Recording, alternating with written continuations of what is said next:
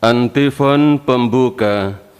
Datanglah ya Tuhan, tampakkanlah wajah-Mu, maka selamatlah kami.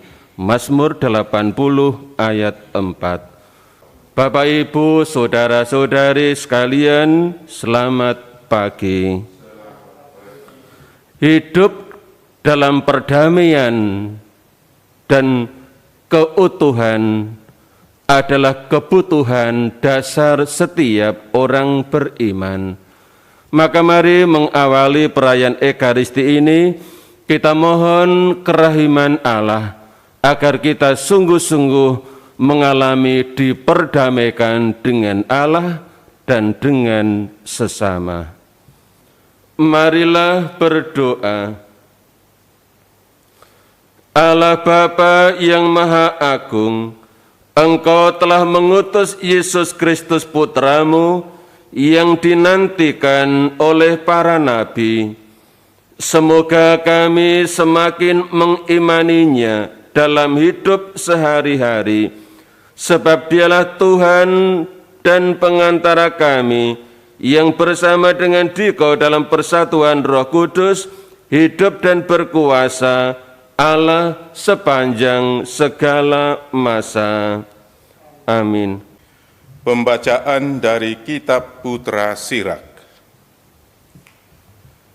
Dahulu kala tampillah Nabi Elia sebagaikan api. Perkataannya membakar laksana obor. Dialah yang mendatangkan kelaparan atas orang Israel, dan karena geramnya, jumlah mereka dijadikannya sedikit. Atas firman Tuhan langit dikunci olehnya, dan api diturunkannya sampai 3 kali. Betapa mulialah engkau, hai Elia, dengan segala mujizatmu. Siapa dapat memegahkan diri sama dengan dikau? Dalam olak angin berapi engkau diangkat, dalam kereta dengan kuda berapi.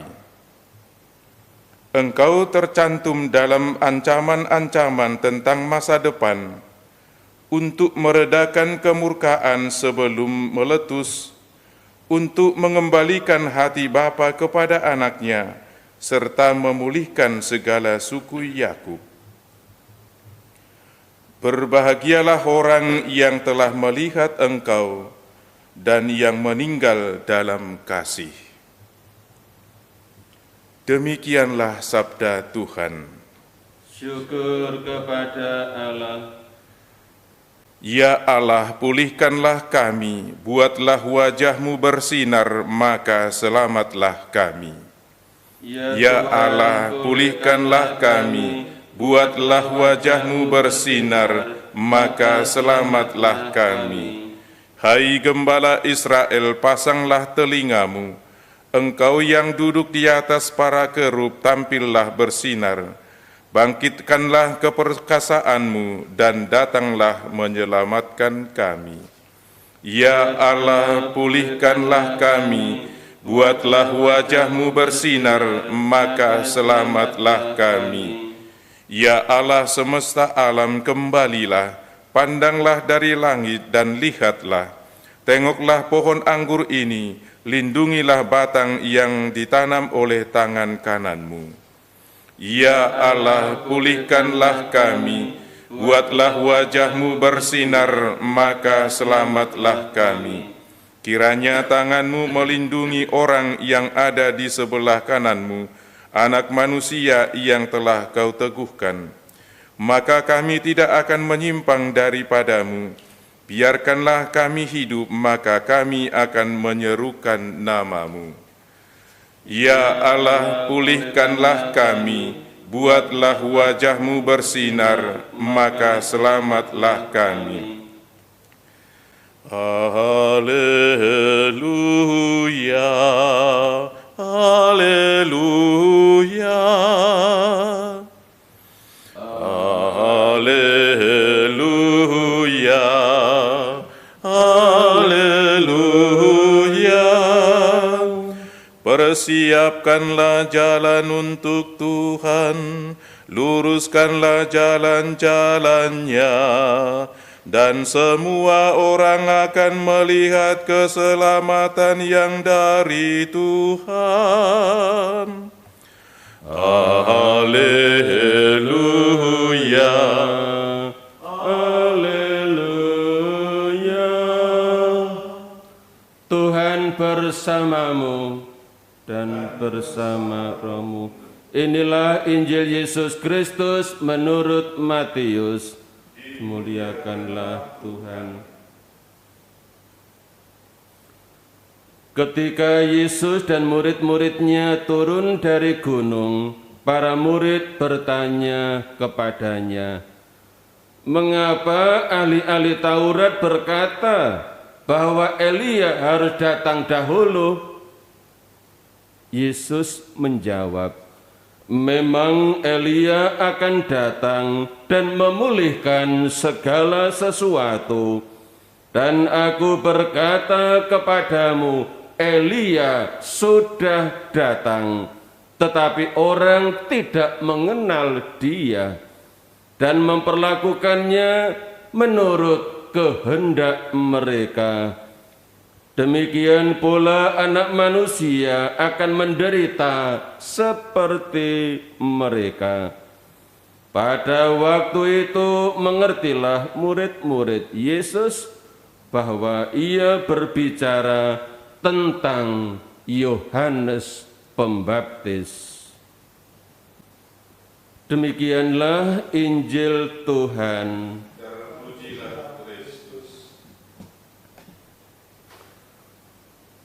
Bapak, Ibu, saudara-saudari umat Tuhan yang terkasih, fungsi sebuah jembatan adalah menghubungkan dua pihak, katakanlah dua desa atau dua lokasi yang berseberangan. Demikianlah tugas kenabian seorang utusan Allah, menjadi pembangun jembatan yang menghubungkan kedua belah pihak, yang mempersatukan satu dengan yang lain. Itulah yang dilakukan oleh Nabi Elia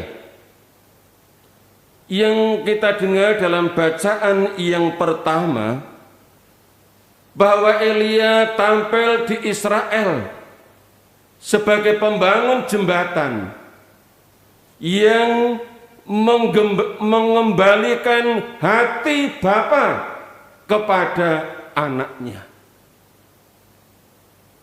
Ia hadir untuk memulihkan relasi antar anggota keluarga. Atau dalam bahasa Yesus dalam Injil tadi, yang dilakukan oleh Elia adalah memulihkan segala sesuatu. Jadi termasuk di dalamnya memulihkan relasi antar anggota keluarga. Saudara-saudari yang dikasihi Tuhan, apa yang dilakukan oleh Nabi Elia juga dilakukan oleh Yohanes Pembaptis.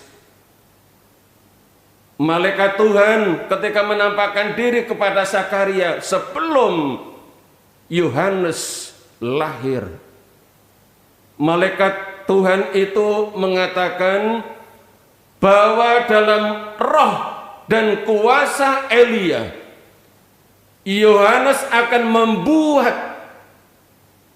hati bapa-bapa berbalik kepada anak-anaknya, dan hati orang-orang durhaka kepada pikiran orang-orang benar. Sehingga dengan demikian menjadikan mereka umat yang layak bagi Tuhan. Dapat kita baca dalam Injil Lukas bab 1 ayat 17. Maka Yohanes Pembaptis disebut juga Elia baru. Karena apa yang dilakukan oleh Nabi Elia juga dilakukan oleh Yohanes Pembaptis. Memulihkan relasi satu dengan yang lain. Membawa orang-orang durhaka kepada kebenaran. Bapak, Ibu, saudara-saudari yang dikasihi Tuhan, sebagai utusan Allah, Yesus yang disebut anak manusia juga tampil di dunia sebagai pembangun jembatan yang mempersatukan banyak pihak, yang mempersatukan baik orang-orang Yahudi maupun orang-orang bukan Yahudi. Maka Rasul Paulus dalam suratnya kepada jemaat di Galatia bab 3 pada ayat 18 dan ayat-ayat sebelumnya mengatakan bahwa dalam iman akan Yesus Kristus tidak ada perbedaan antara orang Yahudi atau orang-orang bukan Yahudi, antara seorang hamba atau orang merdeka.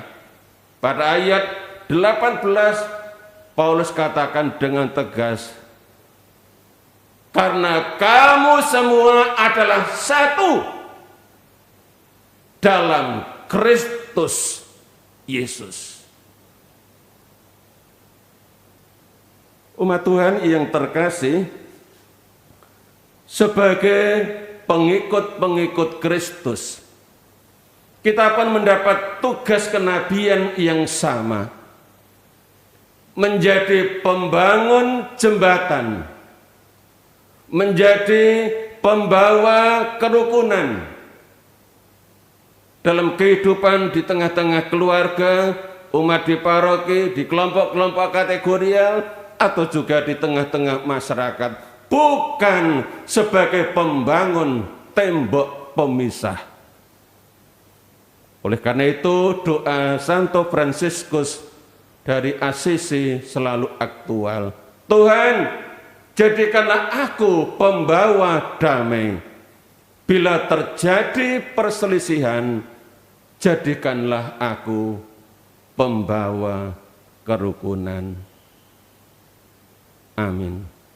Marilah berdoa. Allah Bapa yang Maha Kudus, kami bersyukur atas sakramen yang telah kami sambut. Bersihkanlah hati dan budi kami, agar kami mampu untuk hidup dalam kerukunan, keutuhan, dan damai dengan pengantaran Kristus Tuhan kami.